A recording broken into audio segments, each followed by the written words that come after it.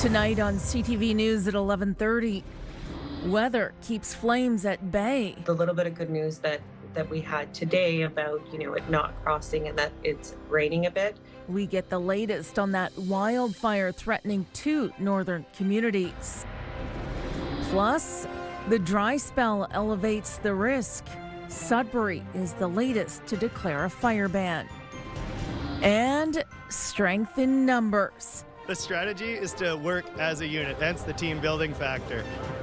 Just pull as one and you'll be successful. Teams in North Bay pull off an impressive feat for charity. CTV News at 11:30 with Ian Campbell and Rick Wyman with weather. Good evening. Thanks for joining us. Ian is off. Police in Timmins are investigating a sudden death in Hollinger Park on Algonquin Boulevard East. Police say there's no public safety concern. The scene has been cleared and the park reopened. The Criminal Investigation Division is looking into the death. Meanwhile, provincial police in Kapuskasing are also investigating a sudden death. On Monday night, paramedics were called to a home on Bowman Avenue when a person was in medical distress. The individual was taken to hospital where they were pronounced dead. The OPP crime unit, the coroner's office, and forensic pathology services are assessing the scene. Police have not released any details about the identity of the victim or cause of death. There was little growth on the Timmins 9 fire today. That's a positive for Matagami First Nation and Gogama. But as CTV's Madison Marier tells us, the fire is still active and still poses a threat. Last night, Gogama Fire Department, OPP, and the MNR hosted a town hall to inform residents of plans in place for a possible evacuation as the fire is less than 7 kilometers away from the community. There would be buses in place. Even before the evacuation orders. We've already made arrangements with our partners at Côte Gold to have a few buses available for those who need transportation. The Timmins 9 fire has grown to over 3,300 hectares as of this afternoon, but the Gogama fire chief says that the weather has been helpful. Didn't grow that much yesterday, which was good. They did have a lot of relative humidity. The clouds came in for us yesterday, and the water bombers hit it hard, and they prevented it from crossing the highway north of the Matagami First Nations. So they had a good day on the fire yesterday. It's a day-by-day basis that we're going by. We recognize that a lot of what we will be doing is dependent, solely on what's happening with the fire. And, the little bit of good news that we had today about, it not crossing and that it's raining a bit. The communities are also crediting MNR fire rangers for their efforts. It's a little bit smoky, but they hit the fire pretty hard yesterday. So it's not, you don't see no flames or anything. There was a lot of anxiety, which there is in any of these situations, but Ministry of Natural Resources was really good at explaining their role and providing the information that people needed. I think sometimes you don't recognize it until you're put in a position where your home and the place you love and the people that are part of your community are at risk. So we just want to extend that gratitude out to the MNR and all of the people, including our fire department. Fowler says that he is not leaving and is dedicating himself to protecting the community and providing updates on social media, while the fire is less than 6 kilometers away from Matagami. Madison Marier, CTV News, Sudbury. Well, Gogama has not been evacuated. More than 160 residents from Matagami First Nation were part of a mandatory evacuation. CTV News has learned that some evacuees of the Timmins 9 fire were transported to Barrie by bus, while others left the area in their own vehicles. A volunteer evacuation began on Tuesday, but the sudden growth of the fire prompted the mandatory order on Wednesday. Now, meanwhile, forecasted temperatures and dry conditions has officials with the city of Greater Sudbury issuing a fire ban. The ban will begin just after midnight tonight and will remain in place until conditions have improved. This means all open air fires, including campfires, crop residue fires, and even fireworks are not permitted. Burning permits issued by the city are canceled for the duration of the ban. Residents packed the Royal Canadian Legion in Britt last night, seeking answers on why the four-laning of Highway 69 is taking so long. The Ministry of Transportation unveiled new proposals for a 20-kilometer stretch through Henvey Inlet First Nation. But as CTV's Amanda Hicks reports, there's still no end in sight. Local patience has run out for the Highway 69 project, decaying in the planning phase for nearly 2 decades. It's a lot of hearsay, and we promise you this and we promise you that, but they don't come through. We've been up here 20 years and it was on the table 20 years ago and it's still not done. We have plans, yes, from 2008, and nothing's been done. It's ridiculous. The delay stands in contrast to promises made by Premier Doug Ford during a visit to Sudbury. Highway 69, I've been all over him like an 800-pound gorilla on this one. But over a year later, not a single kilometer of the remaining 68-kilometer two-lane gap has been widened. For many, the lack of progress is measured in lives lost. Lisa Aho started a petition after her son's friend's parents were killed in a head-on collision in April, which has garnered 10,000 signatures. When that tragic accident happened, it shifted my focus in a fundamental way, because my son's friend, who's at my house all the time, no longer has parents. It's affected my own son, and I'm hoping that with the public saying that they want it done, that there can be progress. The MTO and engineering firm Parsons unveiled 3 proposals for the Beckinon Road interchange near the S&N gas station. The new plans would eventually raise the speed limit to 110 kilometers per hour. Our big concern is the 40 minutes to an hour that this could add to our response onto the highway. And every year we're seeing more and more collisions. I sell my woodworking and stuff that I make. I sell at S&N, Gas and Convenience. So that intersection that's there, we see everything that happens, and having no turning lane and people swerving. However, there is still no word on a timeline. They are redoing the environmental assessment, which means that they have to let people know, but the work has been done. We need the political will to put shovel to the ground and get this done. Timeline is tough to put a finger on. It's not just the government controlling timeline here, because we are having conversations with multiple parties and we want to make sure there's a level of satisfaction moving forward. Both the ministry and Parsons refused on-camera interviews, directing CTV News to their Toronto offices. Public feedback will be collected until June 18th, but with an additional environmental review and a detailed design phase, the step finally needed to hire a contractor. We're still a long ways away before shovels go into the ground. Amanda Hicks, CTV News, Highway 69 near Britt. CTV News reached out to the Ministry of Transportation Thursday morning in advance of the town hall. We received a response this afternoon informing us the town hall was to share updates and receive feedback. It stopped short of commenting on a timeline. One person was seriously injured after a crash in Magnetawan. Police were called to Highway 510 near Arrow Drive when a passenger vehicle struck a pedestrian just after 8 last night. The vehicle left the scene before police arrived. Investigators are looking to identify the driver of the vehicle, which is believed to be a black SUV last seen traveling southbound on Highway 510. Anyone with information is asked to call police or Crime Stoppers. The township of Bonfield received $380,000 today for repairs after major flooding last year. The same storm that damaged Samuel du Champlain Provincial Park last June also caused major damage to the community of Bonfield, including roads and other essential infrastructure. According to the nearest weather gauge, 87 millimeters of rain fell in a 2-hour period.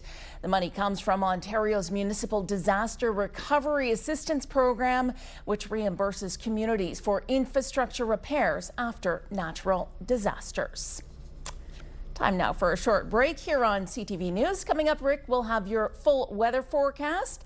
For now, let's take a look at the current conditions. Very comfortable temperatures across the board. We do have a risk of thunderstorms for Kapuskasing and some light rain for Chapleau and Wawa. Cloudy in North Bay and 18. Back after the break. It's the weekend. It's finally here, and here is your forecast. A little damp in some sections, depending on where you live. Forecast radar, we can see remnants of precipitation scattered throughout the northeast. It's a part of a low pressure system, and this is going to continue over the course of, well, overnight and into tomorrow with the risk of a thunderstorm. So we'll take a look at some of those numbers in just a couple of moments. Sunday looks great.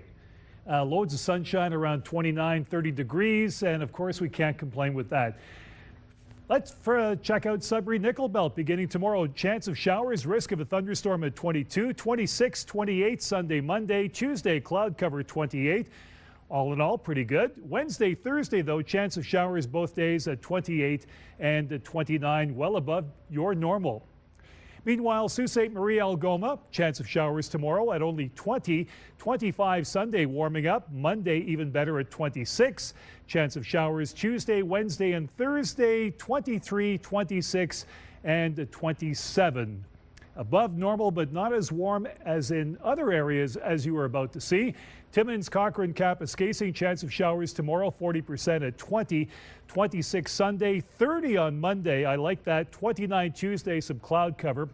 So coming off a couple of days of sunshine and cloud, you've got Wednesday, Thursday, chance of showers both days at 29. It'll be steaming in the area for those 2 days. Temiskaming Shores and Kirkland Lake, chance of showers tomorrow, risk of a thunderstorm, 22 your high, 26 getting up to 29 Monday, nice start to the week. Tuesday 29 as well, some cloud cover. Wednesday, Thursday, chance of showers both days at 60 and 30%. Your expected highs around 29. That's pretty impressive considering your, well, normal at this time of the year is only 21. And we wrap things up this hour with North Bay and West Nipissing. Chance of showers, risk of a thunderstorm for tomorrow, only 23. Getting better Sunday, 25, sun and cloud. Monday, sunshine, 27. Cloud cover Tuesday, 28. Then we go back to, well, chance of showers both days right across the northeast.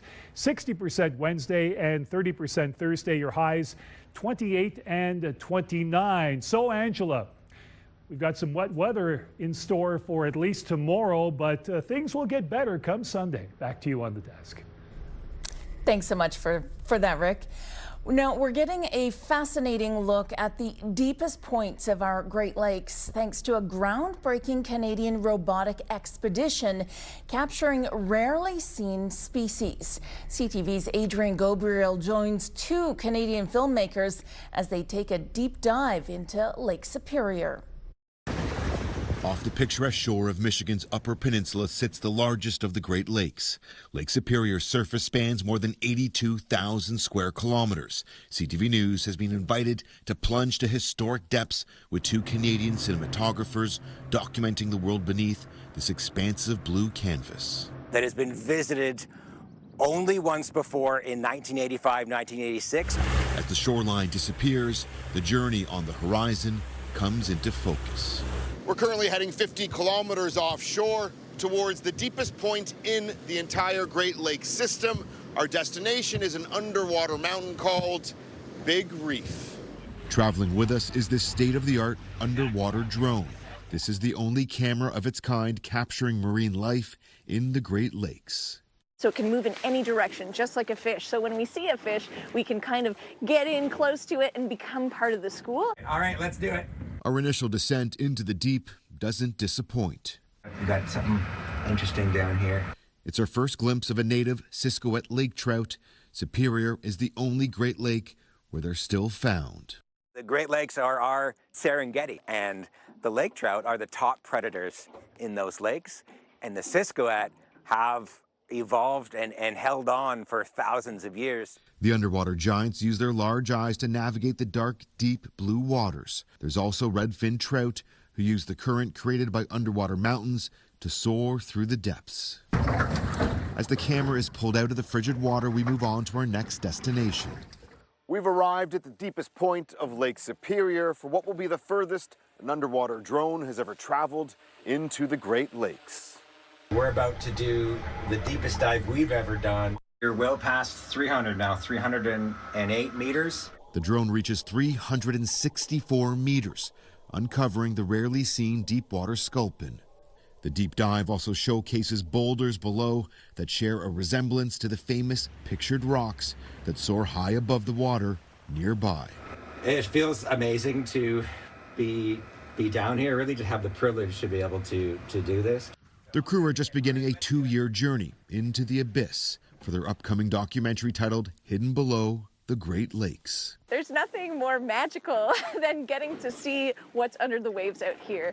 A picture-perfect perspective bridging humanity's understanding of a freshwater ecosystem seldom witnessed before. Adrian Gabriel, CTV News, Munising, Michigan. There was an unusual fundraiser in Chelmsford today in support of St. Gabriel's Villa long-term care home.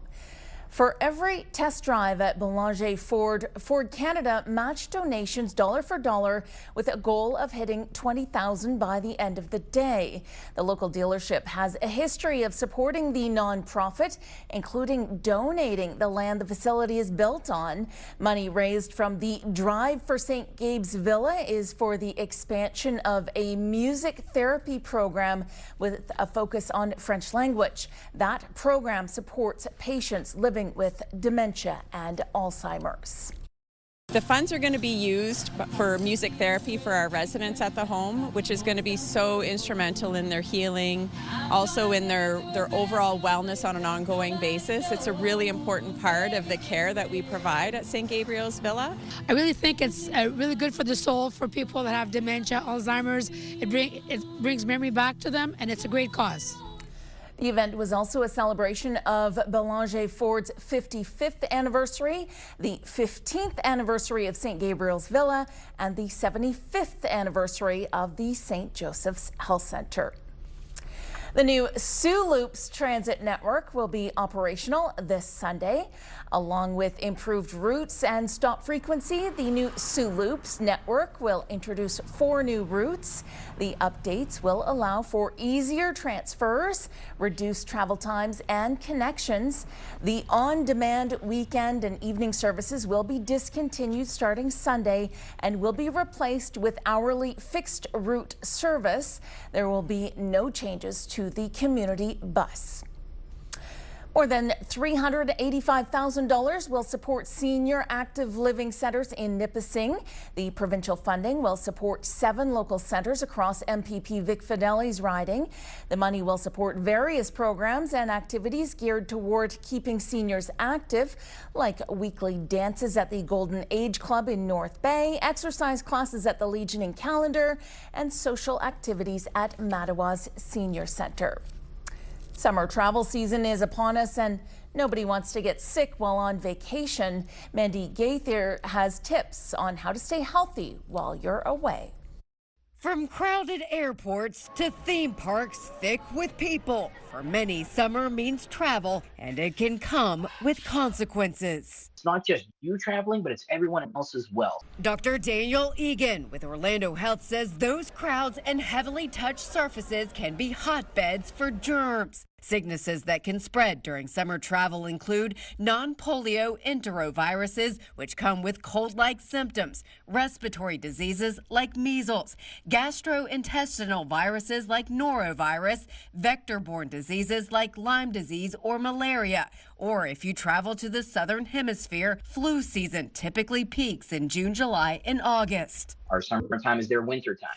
Egan says to stop the spread of viruses, hand hygiene is critical. Use soap and water to wash away the germs and pack sanitizer to use after touching high contact areas like railings. And keep your hands away from your eyes and face. To protect against vector-borne illnesses, choose long sleeves and pants in areas known for ticks or mosquitoes. Use EPA-approved insect repellent and check your body for ticks after being outside. The CDC also says to pack a travel health kit with things like prescription and over-the-counter medicines, and depending on your destination, a mask, insect repellent, sunscreen, aloe, water disinfection tablets, and your health insurance card. It doesn't mean that it's not safe to take your big trips. All it means is you just have a plan in place. For Health Minute, I'm Mandy Gaither. Sudbury's Cambrian College has a new piece of heavy equipment to learn from. This week, mining giant Vale donated a scoop tram to the heavy equipment technician program.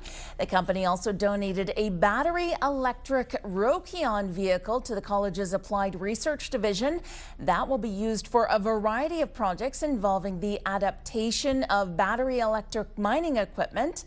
The donation is valued around $60,000. Still ahead tonight on CTV News, a rare milestone anniversary for a Timmins couple. We're back after the break. Teams were at the Jack Garland Airport in North Bay today for the annual United Way of Northeastern Ontario plane pull. CTV's Eric Tashner reports.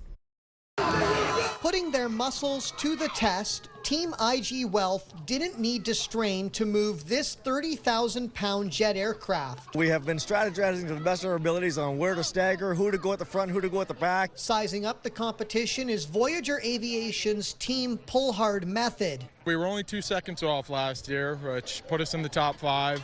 We're really hoping to do a little bit better in podium this year. Yeah, we've been joking around. We're all doing our workout sets at home each night. The strategy is to work as a unit, hence the team building factor. Just pull as one and you'll be successful. With all their might, 33 teams had their chance to grip tight, put their backs into it, and pull the twin-engine aircraft 100 feet across the finish line to see who bags the best time and bragging rights. It really warms our heart because we get to give back where we live, work, and play. That's the key goal for us at Enbridge, for sure. Team Enbridge was able to collect $8,000 for the plane pull, putting a dent in the United Way's goal of raising more than $40,000. The community pull for something greater than themselves. We have a plethora of focus areas that we support. We support poverty to possibility, helping kids build that they can be, and helping the community thrive. All the money stays local and goes back into the nonprofit's community fund, supporting vital programs and community member agencies within the United Way. And then we allocate those funds to programs and organizations and agencies throughout the community. We have quite a bit more funded partners this year. Some new ones are Big Brother, Big Sister, the City of North Bay, and E-Fry. The plane pull has been going on for 8 straight years, with companies showing off their strength and might, raising money and giving back to their community. Eric Tashner, CTV News, North Bay. And finally tonight, a couple in Timmins celebrated their 80th wedding anniversary. Raymond and Teresa Taylor are 99 and 98 years old respectively and still live in their own home. Their family threw them a party with congratulatory wishes coming from overseas. CTV's Lydia Chubak reports. Raymond and Teresa Taylor arrived at their 80th wedding anniversary party in their 1948 Plymouth. The couple was then piped into the hall and were greeted by family and friends. At first, my dad said, well, at 98 and 99, all our friends are gone. I said, oh, you've got lots of people who love you and care for you. There'll be lots of people to come. So he said, okay, let's do another party. The Taylors were married on June 5th, 1946 in Timmins. I don't know, it's like any other marriage, except it's longer. That's about all I can say. It's been a good marriage. We have 7 kids. And I think it's 22 grandchildren. So it's been quite productive. He was a good man. A good father and a real good husband. Good man. Get mad at him sometimes, but I'm the boss and he's the boss. There's 2 bosses. Congratulatory certificates also arrived in time from numerous politicians, including letters from Pope Leo XIV and King Charles III. That's pretty cool. A clean, simple life filled with love and faith is what we always get and what we feel from them as well all the time. I just love the way they respect other people, and people should respect them because they've been, they lead by example, and they're just wonderful, wonderful, genuine people. Raymond worked 44 years driving a truck for Brewers Warehousing, and Teresa started off as a telephone operator and also sold Tupperware. They continue to live in their own home, which they built, and where they raised their family. All but one of their children still live in Timmins. Lydia Chubak, CTV News, Timmins.